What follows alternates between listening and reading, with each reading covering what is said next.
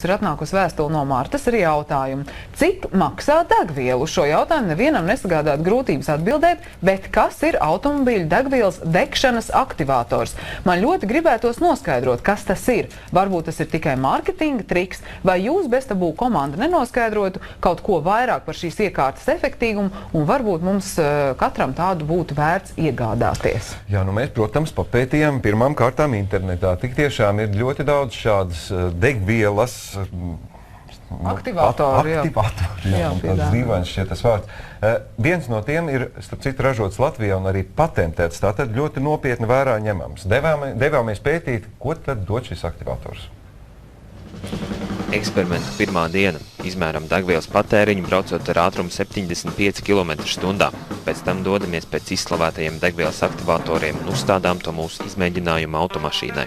Pēc 3 dienām pārbaudām, kādas izmaiņas aktivators ir ieviesis mūsu automašīnas degvielas patēriņā un atkal pārvietojamies ar ātrumu 75 km/h. Un ir noticis neticamais. Patēriņš tik tiešām ir mazāks. Es gribu teikt mūsu skatītājiem, ka es esmu ne ģenijs. Viss to bija izgudrota agrāk.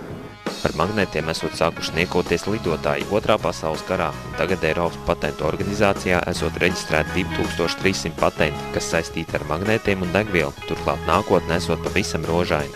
Galu galā, vienalga viņi būs uz katram auto. Man jautāja, kāpēc automobiļu ražotāji nelieto to. Pēdējais Japāņu modelim ir tādas iekārtas. Aktivātora darbības principa pamatā ir magnētiskā lauka iedarbība, kas izmaina molekulu struktūru, tādējādi ietaupot gan degvielu par 20%, gan arī samazinot izmešu daudzumu par 30 līdz 40%. Mēs klausījāmies mūsu klientus. Viņi mums stāstīja. Pats es uz savas mašīnas pārbaudīju un uz sievas mašīnas.